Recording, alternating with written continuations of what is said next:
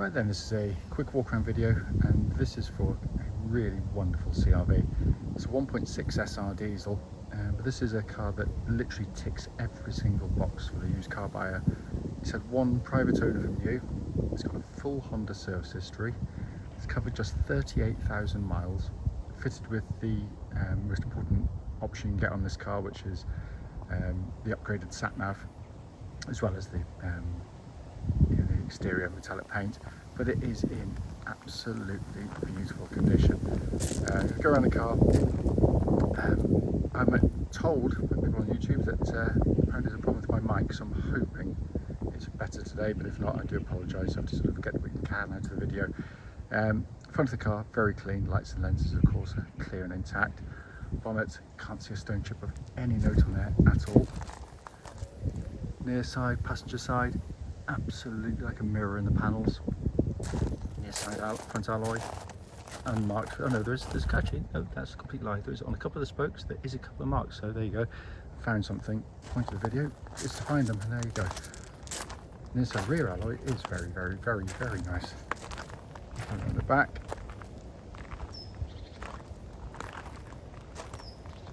It's just got a real sharpness to the car, it really has.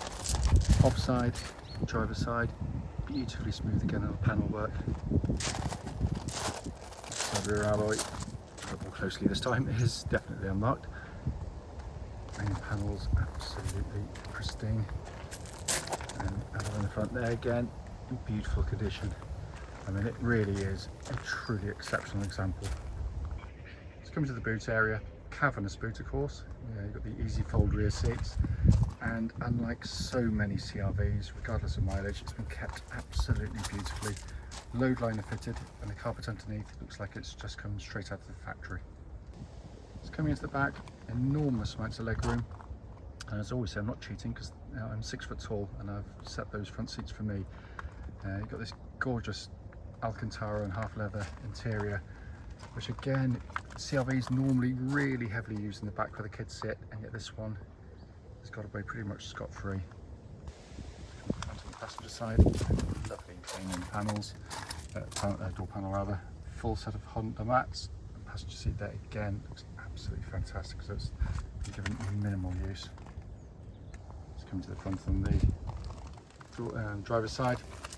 Again, well, there's lovely and clean. Driver's seat itself in fantastic condition. So inside the car, as always, have the engine running for this section, so the dashboard can be seen illuminated, which to all intents and purposes it looks pretty much like new. Sat nav, you can see, as I said, this is the upgraded one, which comes from the EX model actually, working perfectly. Just pop it into reverse, so you get the rear parking camera, which is much larger than it would be ordinarily, because without the sat nav it's a much smaller version. Down the centre again, it's just been kept wonderfully clean. Up to the main dash binnacle, hopefully you can see, just 38,318 miles, which is absolutely remarkable. No warning lights at all, of course, on the car. Finally, just to show you, owner's manual pack and lock and wheel nut key, all here and present with the car. And then this is a quick road test video, and for a truly wonderful CRV. It's a Honda CRV 1.6 SR diesel. The car is registered GY14WNB. As you'll know from the walk around video, just 38,318 miles recorded. The reason we do all of our videos, and especially this bit, is so that if anyone is online looking at any of our cars, they get to see the very car advertised actually in operation. And the reason we feel it's important is because, unfortunately, like many people, we've seen cars which are absolutely fine in photographs or description, but only to get there and find out that it's got an obvious fault that shows up when you drive the car. So hence that's why we do it. As I mentioned in the walk around video, I've been told apparently that my microphone's been crackling up. I've ordered a new one, and I'm hoping it doesn't afflict this one, but if it does, just try and pick out what you can. I can pretty much shortcut it by saying it drives perfectly, but I'll go through all the things I always do. Starting with the engine, which starts instantly and settles to a smooth, even idle. There are, of course, no warning lights on the dashboard at all relating to the engine or any other part of the car. Which is exactly where it's meant to be on a Honda vehicle. These engines are simply brilliant. They've got all the trademark qualities you get from Honda.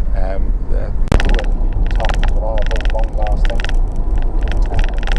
Cam chain driven, no cam belts to worry about on them at all. But what I've always loved about them is, you know, you buy a diesel essentially for the economy, and the economy comes pretty easily to the car. You know, you've got things which can help you. You've got little indicators that tell you where to change up, which is actually quite handy, because people tend to hold on to the revs too long, don't use the tool. But also you've got an econ button there, which you put the engine into an economy mode, which changes the throttle response slightly, shuts off some of the electrical stuff. Air conditioning to lower mode. It just saves a small amount of fuel, but over many miles it saves a lot. The engine's just such a lovely engine to use day in, day out. It's like, now you wouldn't really know it was a diesel. It's smooth, quiet, and don't think for 1 second just because it's just 0.6 it doesn't go. Fourth gear, uphill, down. You know, it does pick up speed, but without being raucous. It's a beautiful, you know, for a diesel engine, and I have to say that, it's really fantastic example.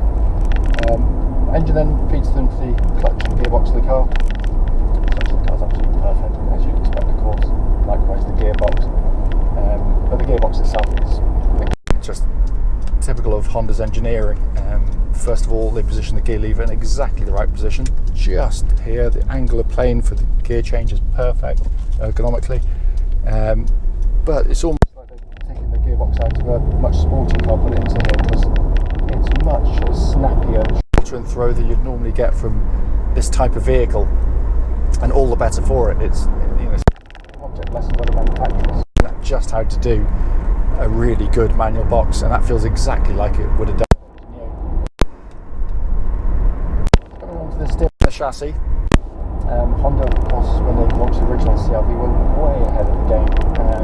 The original one, you know, it drove like a car, you know, and all subsequent CRVs are exactly the same in a sense. So what they give you is not like a driving like a van, which is what you tend to get with some cars. You've got really nicely weighted steering, which is positive, it's precise, it's fluid in feel, even though it's electric. Just turn in, the whole chassis goes as one with the car. There's no kind of waiting for the chassis, the steering being too quick or too slow. You've got it absolutely spot on. Also tracks dead straight, there's no vibrations at this speed or and it all just sort of so tight on the road. And the suspension, because comfort is a really subjective thing. You can have, I've driven many cars where I've got in initially and thought, God, so comfortable. You're always shocked by how comfortable they are. And then you start going through a few corners, and then some tight turns, and then you loll up, and they're awful. This strikes the perfect balance with this type of car.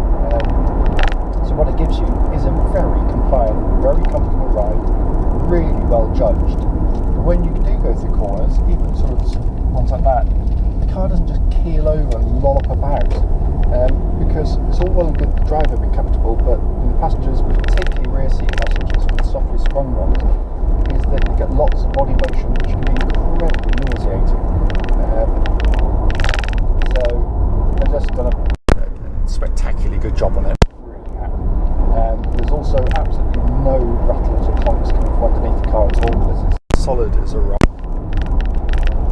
Brakes on the car, for a second. Really good. Powerful brake pedal. No vibration or pulsing coming out from the brake pedal at all. It's all in very high order. And then finally coming inside. Because we'll never be able to get across just how well built a car is, and these are brilliantly made cars.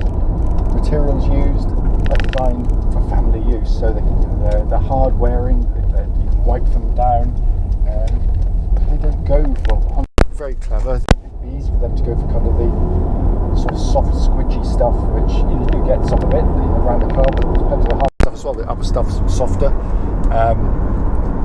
but that's for sure. Not particularly good for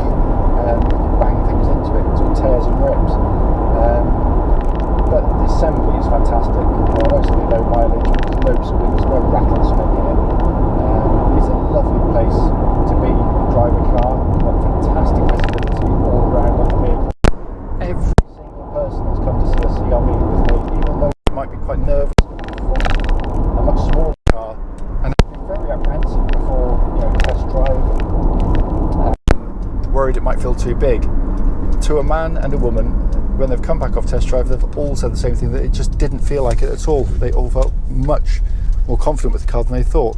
And that's because you've got a really good driving position. You've got fantastic visibility all around, with huge wing mirrors to give you confidence on the road. You do reverse, helped by the parking sensors, front and rear. You've got the parking camera, but also obviously the car comes straight down at the back, so it's very, very easy to place and manoeuvre. And they're not as big as they look, either. That's the other thing. It's sort of slightly deceptive. But the dash layout is incredibly simple, functional, and easy to use, all rather stylishly put together.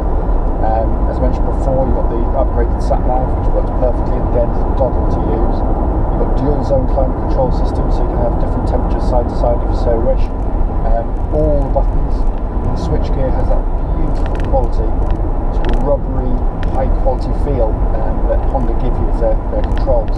All working perfectly, pumping out absolutely ice cold air. Heated seats again, working exactly as they should. And then in front of me, you've got this dash binnacle, which is just classic Honda. Beautiful, simple, crisp detailing. That means you just look for the information you want, and you look back at the road pretty much straight away. You get it. There's no squinting trying to work out what you need to decipher. And then you've got this lovely small diameter leather-bound steering wheel. It is, of course, it's probably